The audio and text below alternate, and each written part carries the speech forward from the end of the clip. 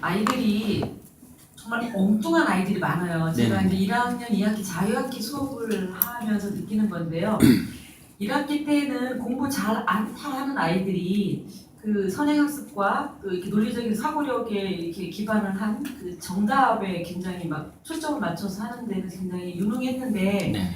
2학기 때는 약간 정답이 없고 열린 그런 질문을 좀 많이 던져요. 그러면 1학기 때는 거의 이렇게 수업에 소외됐던 애들 장난치고 뭐 만화 주로 보고 이런 아이들이 툭툭 던지는 말이 굉장히 그럴 수도 있다 그런 일리 있는 말들을 할 때가 있어서 놀라거든요. 그래서 그러니까 이제 정답이 있는 거에 익숙한 것이 아니라 선생님 말씀대로 그 재미와 아이들의 감정이 결부된 그런 수업을 진짜 해야 되겠구나.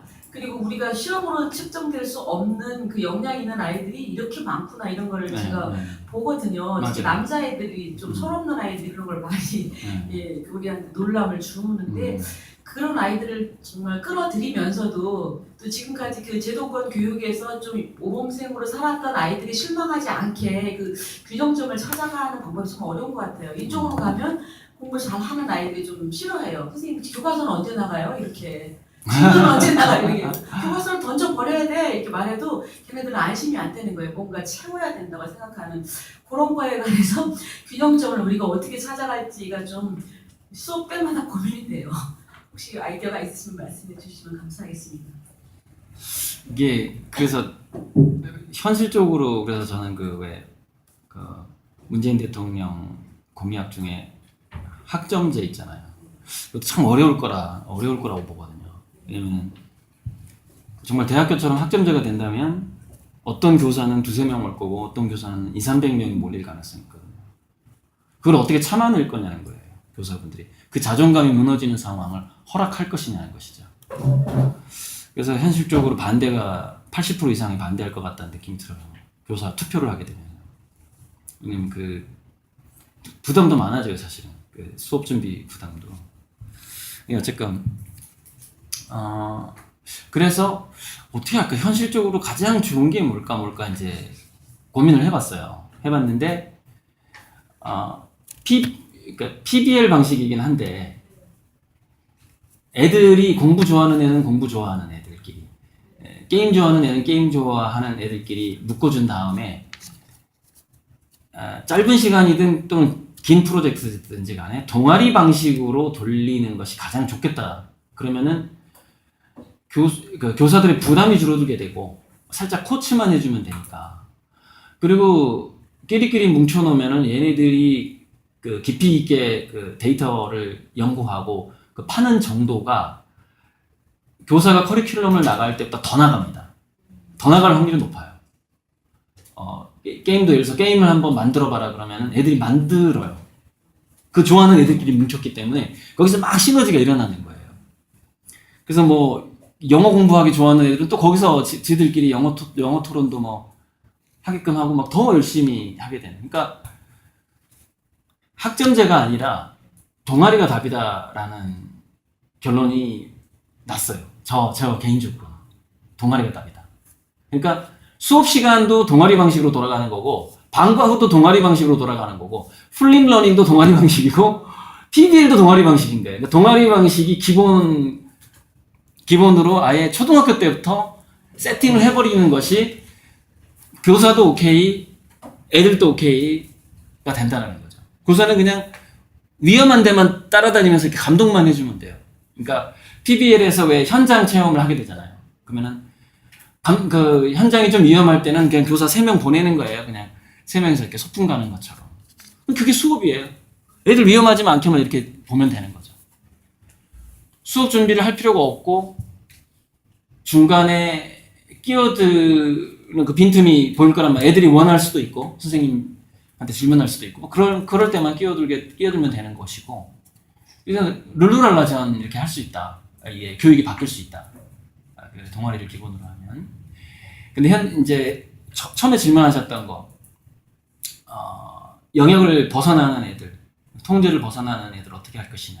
그래서 저는 예전에 ADHD가 있는 애들을 위해서 교실 안에다 강화 유리로 된 그 유리 안에 스피커가 달린 그 흡연실 비슷한 걸 하나 만들어야 된다. 그래서 이렇게 시끄러운 소음을 내면서 선생님의 수업을 들을 확률이 높기 때문에 ADHD 있는 애들은. 그래서 각 교실마다 흡연실을 만들자. 그러니까 담배 피라는 얘기가 아니라 산만한 애들 집어넣는 방인 거죠. 우리 교회 왜 예배 가면은 어린아이들 예배 보는 방 따로 있잖아요. 예, 유아실. 그거랑 똑같이 만약에 교실 이동제와 동아리 방식으로 동아리 방이 교실마다 동아리 방이 되겠죠. 만약에 동아리 방으로 학교가 돌아가게 된다면. 근데 굉장히 훨씬 더 혁신적이잖아요, 그거는. 근데 거기까지 못 갈 거라면 차라리 흡연실, 유아실을 만들어주자. 그래서 두 종류, 한 교실 안에 두 종류의 칸을 만들어서 여기는 조금 이렇게 공부에 뛰어난 애들, 여기는 엄청나게 산만한 애들. 거기서 이렇게 게임을 할 때 애들이 소음이 들릴 수가 있잖아요. 그래서 보통 애들한테는 소음이 안 들리게끔 해주는. 근데 그것도 시설비가 좀 많이 들 것 같아요. 그러니까 그런 생각도 해봤다는 얘기예요, 그냥. 그런 방식이 없어. 근데 그런 방식이 아니면 얘네들 어떻게 통제하기가 정말 힘들거든요. 그러면 우리 예전에 통제했던 방식 있잖아요. 복도에 나가 있어. 이거잖아요. 나가 있어. 그러면은 나가 있어가 제가 이거 이렇게 펼쳐놓은 이유가 저도 이제 고등학교 때 복도에 나가 있어 본 적이 있었는데 나가니까 되게 행복하더라고요. 그러니까 교실에서 이게 쫓겨나니까 되게 기분이 좋았어요. 왜냐면 딱 그 밖에 나가서 뭐 손 들고 있으라고 하진 않았어요. 무조건 이제 쫓아냈는데 창밖을 딱 보면서 이렇게 나무 가지가 바람에 흔들리고 이런 걸 보면서 되게 아름답다고 생각하면서 기분이 되게 좋았었는데 결국 이제 피터 틸 장학금이 뭐냐면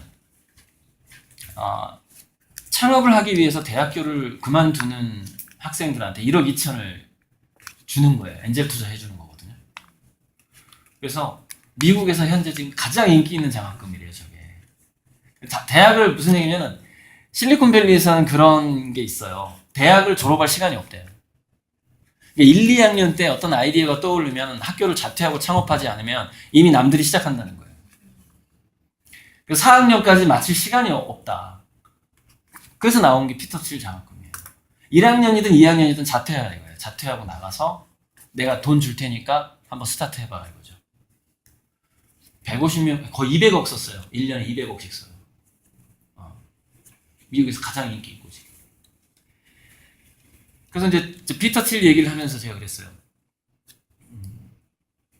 한국에서도 한번 제가 시작해보고 싶다. 그러니까 중고등학교 때 괜찮은 아이디어를 가지고 학교를 자퇴한다면 5억씩 주고 싶다 애들한테. 엔젤 투자로 날려도 책임 안 지는 돈인 거죠. 근데 하지만 사업 계획서는 보겠죠. 사업 계획서는 보고 저분도 엔젤 투자예요. 날려도 그거 갚으라는 얘기 안 하는 돈이거든요. 그런 얘기도 뭐 농담 반 진담 반이고 진짜 제가 하고 싶은 생각도 있어요. 그렇게 그런 엔젤 투자를 하고 싶은 생각도 있는데 어쨌건 그렇게 심각한 상황까지 가도록 하지 말자는 거죠. 공교육에서 학교를 때려치는 애들한테만 희망이 있는 상황으로 만들지 말자는 거예요. 그래서 그렇게 만들지 않기 위해서 우리가 이제 방법들을 찾아보자라는 것이 이제 오늘의 강의의 핵심이고, 그래서 제가 동아리 말씀을 드렸고, 또 하나는 4차 산업혁명 시대의 특성이 각자 도생의 특성이 있대요. 각자 도생. 이게 왜 그러냐면은 다양성만이 흡수가 되고 협업이 되고, 그러니까 기업도 어떤 개성이 있어야만이, 그러니까 이거죠. 등수가 아니라, 그러니까 유닉, 퍼스트 또는 뭐 1등이 아니라 독특함의 시대라고 흔히 얘기하잖아요. 그러니까 독특함의 시대는 예를 들어서 구글에서 딥마인드를 이렇게 인수하듯이 흡수하는 조건이 되게 좋아요. 돈 엄청나게 돈을 주고, 최근에 인수합병은요, 다들 좋아해요. 기업 인수합병이. 특히 미국 쪽에서 일어나는 인수합병은. 더 조건이 좋아지니까. 연봉도 더 늘어나고.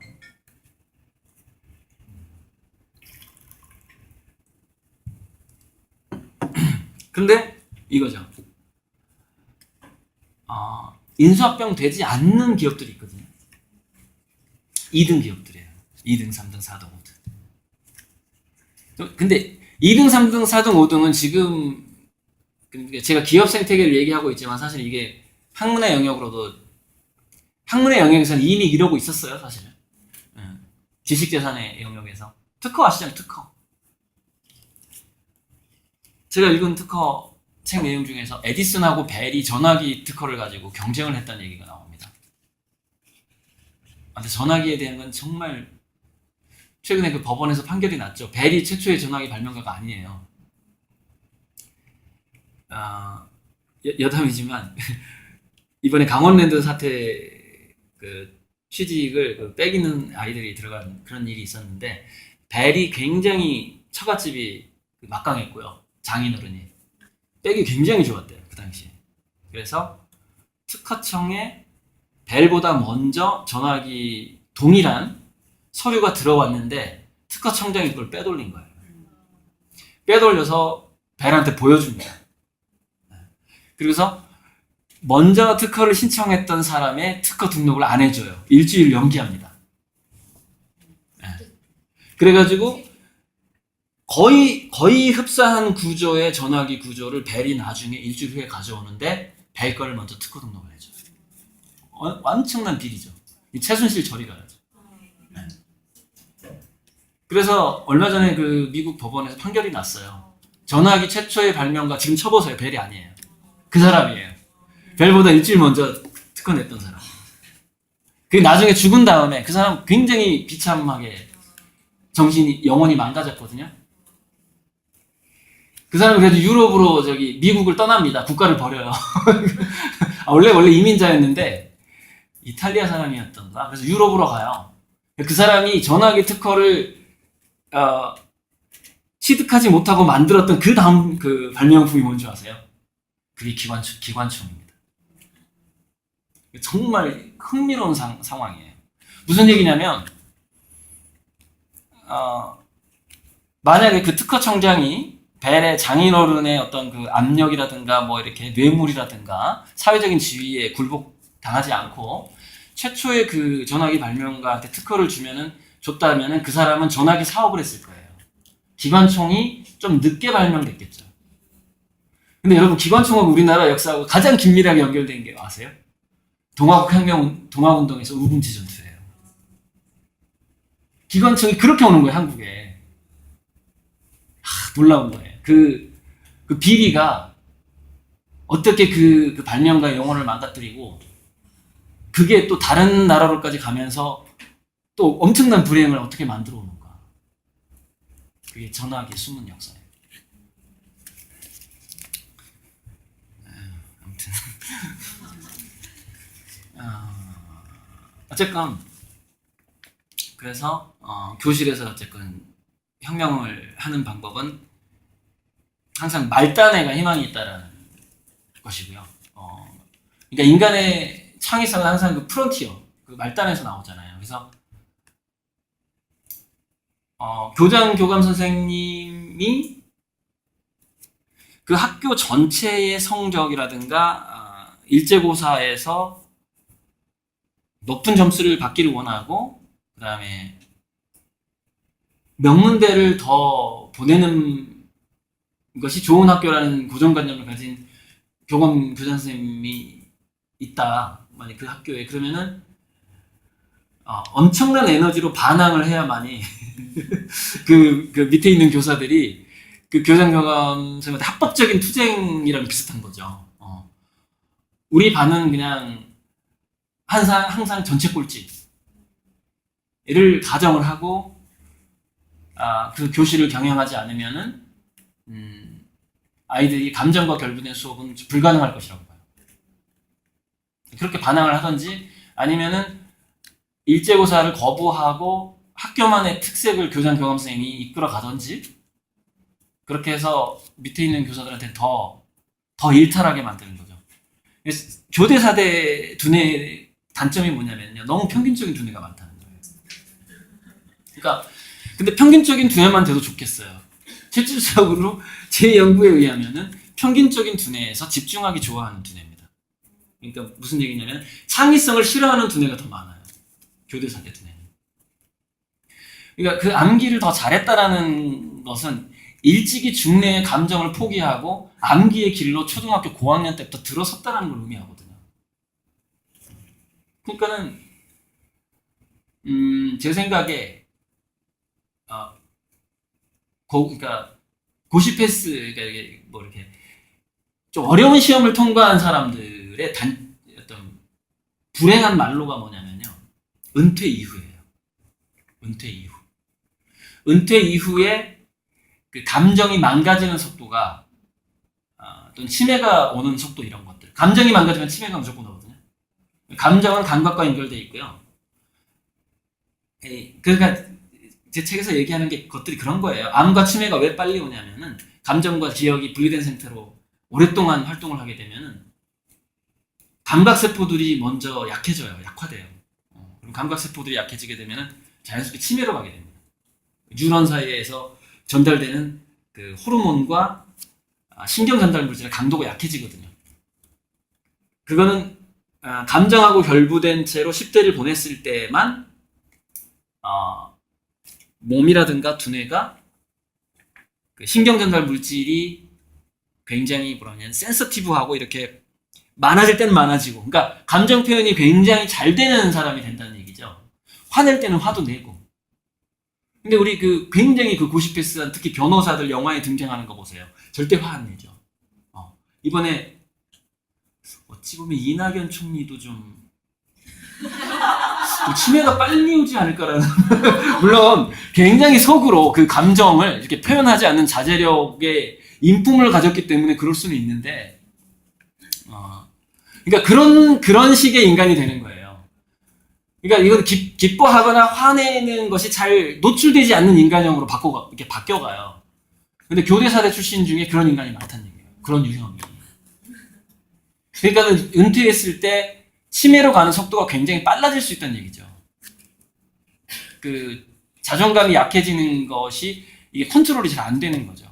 그래서 교사분들은 정말 어찌 보면 학생들을 동아리를 하게 만들고 그 중에서 자기가 리드하고 싶은 동아리를 찾아 들어가게 하고 거기서 자기 자신을 그 교사들도 애들과 함께 자기 개발을 하는 방식. 근데 그 동아리의 주제 자체가 교사가 좋아하는 거기 때문에 늦었지만 많이 늦었지만 다시 교사들도 그 자기의 감정과 기억을 다시 연결을 되찾는 방식으로 학교 생활을 해야 된다는 것이죠.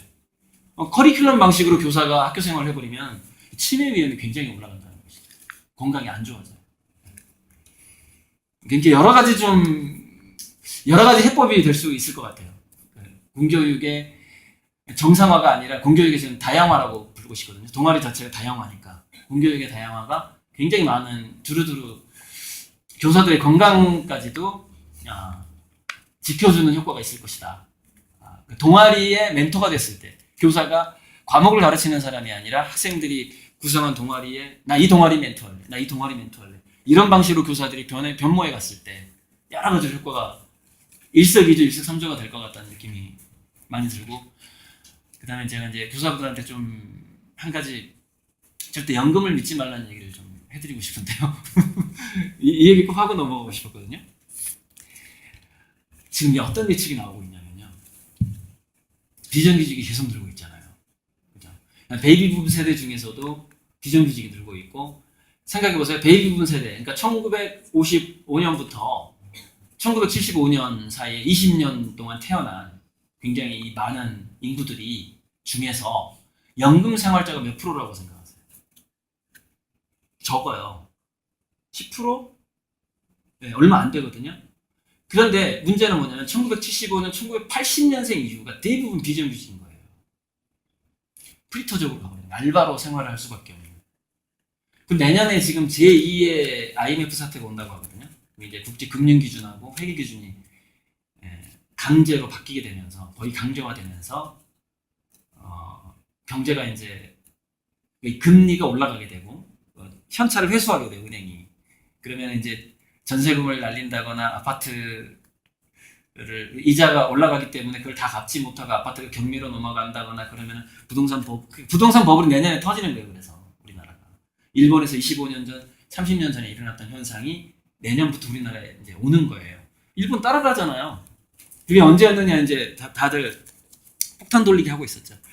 그래서 그 마지막까지 폭탄 돌린 사람이 최경환 씨잖아요. 최경환 씨. 초이노믹스. 그래서 흔히 말하는 부동산계의 개미들한테 집을 사게 하고 빌딩이나 아파트를 많이 가지고 있었던 부자들한테 털고 나가게 했죠. 왜? 그 세력이 자기 지지 세력이니까. 자기 지지 세력들이 손해를 보면 안 되잖아요. 개미들한테 손해를 분산시키는 거죠. 그게 초이노믹스였다는 거죠. 아파트를 사게 만든 거예요. 가격이 반토막 날 거 뻔한데 앞으로 4, 5년 후에 빚을 갚게 만드는 거예요. 우리 금융노예로 만든다고 하잖아요. 금리가 올라간단 말이죠. 만약에 변동금리로 했다면 큰일이 나는 거죠. 아파트 경매가 넘어가게 되는 거죠. 자, 그러면은 제2의 IMF 사태가 왔을 때 구제금융이 들어오잖아요. 그 구제금융이 들어올 때 거대한 돈을 국가에 빌려주는 사람들이 항상 요구하는 게 있대요. 고용 유연성.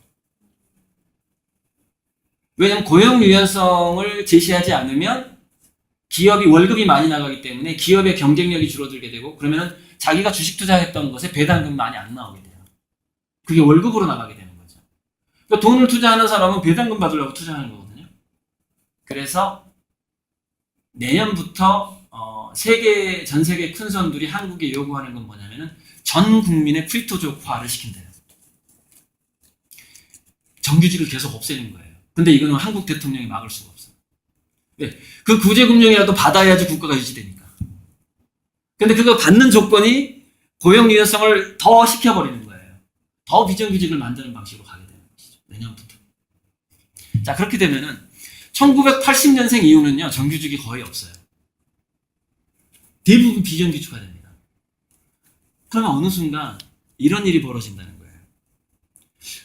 국가가 왜 연금을 줘야 되느냐? 이게 나오기 시작한다는 거예요. 그래가지고 헌법을 바꾸자, 법률을 바꾸자라고 주장을 하기 시작하면 공무원들하고 교사들한테 연금을 주지 말자에 거의 80% 이상이 투표한답니다.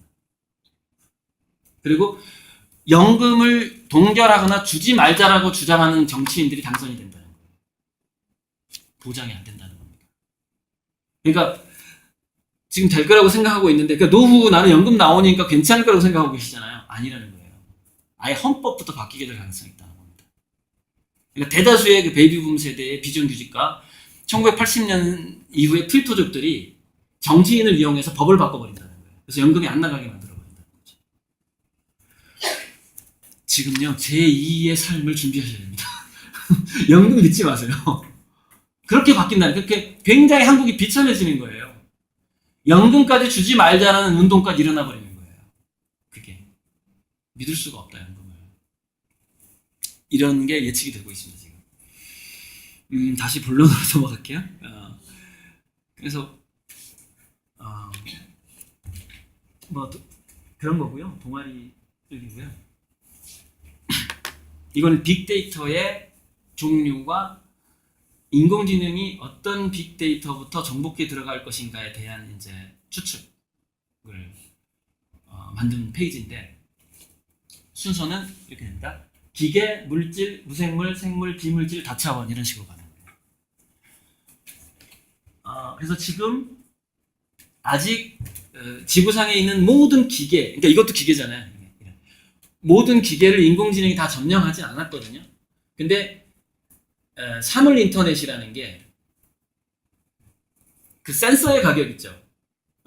그러니까 여기서 어떤 칩이 붙어서 이게 클라우드하고 연결되는 칩을 말하는 거거든요. 클라우드가 이제 인공지능이 통제하는 거대 공중에 떠 있는 두뇌와 같은 거예요. 가상의 두뇌 같은 거잖아요. 클라우드하고 모든 기계가 연결되는 것이 순식간에 끝날 가능성이 높다는 거예요. 왜냐면은 칩과 그 반도체 가격이 거의 100분의 1, 1000분의 1로 떨어진대요. 이게. 그게 이제 그 삼성 반도체 이후의 반도체가 또 등장을 하거든요. 그래서 삼성이 가장 위험한 것은 뭐냐면 뭐냐면은 지금 현재 생산되고 있는 반도체가 전부 폐기되는 날이 언젠가 온다는 거죠. 그 다음 반도체 기술은 이미 다른 기업이 가지고 있다는 거예요. 그리고 인공지능이 고도의 효율화되면은 지금 삼성이 가지고 있는 반도체로도 그게 거추장스럽대요. 그거보다 더 작아져야 된다는 얘기예요. 지금도 상당히 고집적도인데 그거보다 더 작아진다는 거죠. 왜냐면은 고도의 인공지능이 모든 기계에 이제 들어가게 되는 거죠. 이런 데도 들어가고 이런 데도 들어가고 온도까지 막 다 나오는 거예요. 딱 여기서 박았다 그러면은 내가 가장 선호하는 온도를 얘가 알려줘요 나한테. 지금 마시세요. 근데 어떤 사물 인터넷에서 센서의 가격이 떨어지게 되면은요, 일회용 종이컵에도 붙을 가능성이 있다는 겁니다. 센서가. 일회용 종이컵도 나한테 온도를 알려주게 된다는 거죠. 그만큼 가격이 떨어질 가능성이 있다는 거예요. 그러니까 모든 기계를 인공지능이 다 장악하게 됩니다.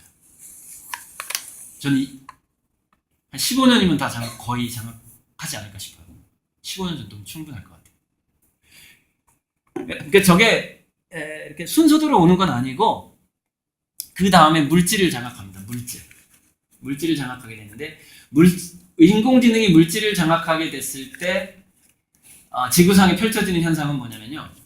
신약 개발하고 신소재 개발을 인간이 안 하고 인공지능이 하게 됩니다. 물질의 속성을 다 파악했기 때문에. 근데 지금 이미 신약 개발하고 신소재 개발을 인공지능이 하고 있어요. 이미 점령에 들어가고 있는 거예요. 물질을. 물질과 물질이 만났을 때 어떤 화학 반응이 일어나는가를 인공지능이 더 광범위하게 빅데이터를 이용해서 이미 파악을 한 상태고, 현대제철에서 고성능 합금을 인공지능을 이용해서 만들었어요. 외국에 있는 인공지능, 왓슨인가 뭔가를 빌렸어요. 인공지능을 클라우드로 빌려가지고 그동안 현대제철이 쌓아왔던 합금 노하우를 인공지능한테 다 정보를 줬어요. 최고의 합금을 만들어주세요. 그랬더니 정말로 최고의 합금을 만들어주는 건데, 그 최고의 비율, 그러니까 우리가 며느리도 모르는 그 요리 솜씨랑 되게 비슷한 거예요. 근데 며느리도 모르는 요리 솜씨를 인공지능이 파악하는 능력이 더 빠르다는 거죠. 더 정확하고.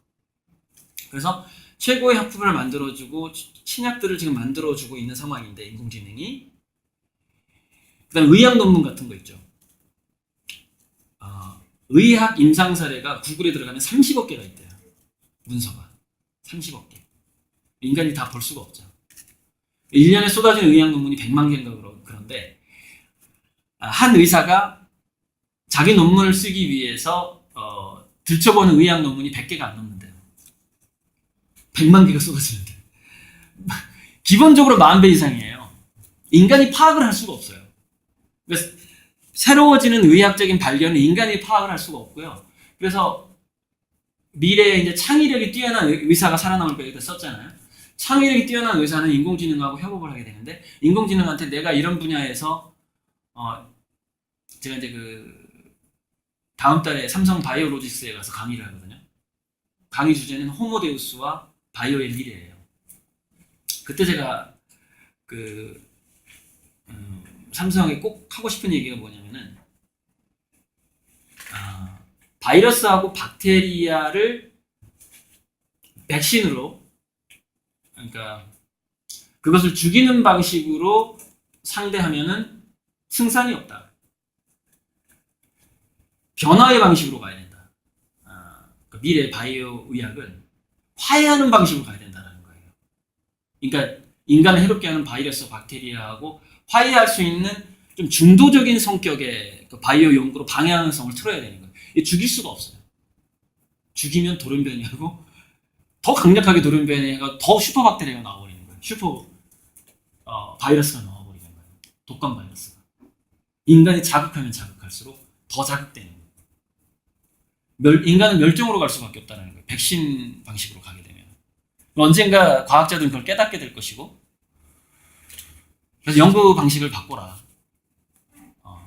그래서 얘네들하고 화해하는 방식, 같이 이렇게 몸 안에서 놀게 하는 방식. 그러니까 여러분 외국에서는요, 70세가 넘으면은요, 70세가 넘은 암 환자한테 치료를 권장하지 않는데요. 왜냐면 치료하면 암세포가 더 빨리 번져버리는 거예요. 건드리니까. 근데 그 사람이 70세가 됐는데 몸속에 암세포를 가지고 있다는 얘기는 뭐냐면은 정상세포가 암세포가 화해를 한 채로, 지금 우리 동네가 항상 깡패가 있잖아요. 술주정뱅이가 있잖아요.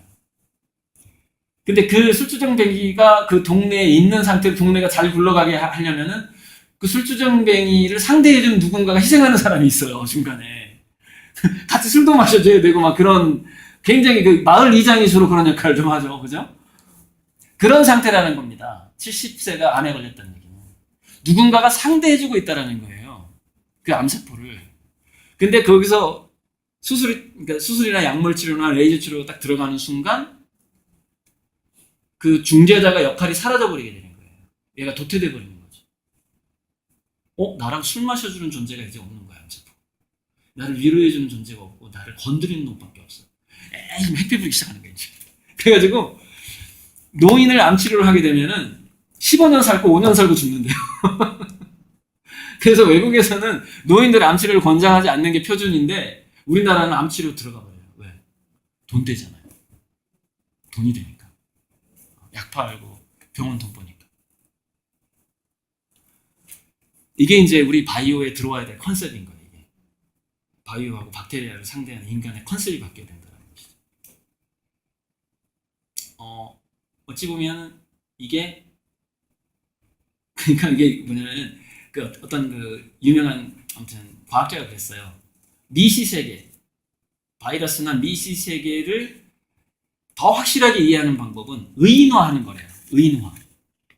그러니까 그 원자나 분자, 그 다음에 바이러스가 사람의 감정을 가졌을 것이라고 의인화하게 되면은 훨씬 더 빨리 파악이 된다는 거예요. 그게. 그리고 실제로 그렇게 작동을 한다는 거예요, 얘네들이. 의인화를 하면. 그렇게 얘기한 과학자가 있어요. 노벨상 받은 분인데 뭐 이름은 지금 생각이 안 납니다. 그래서 우리 교실에서도 그게 지금 마찬가지 얘기거든요. 마찬가지 얘기인데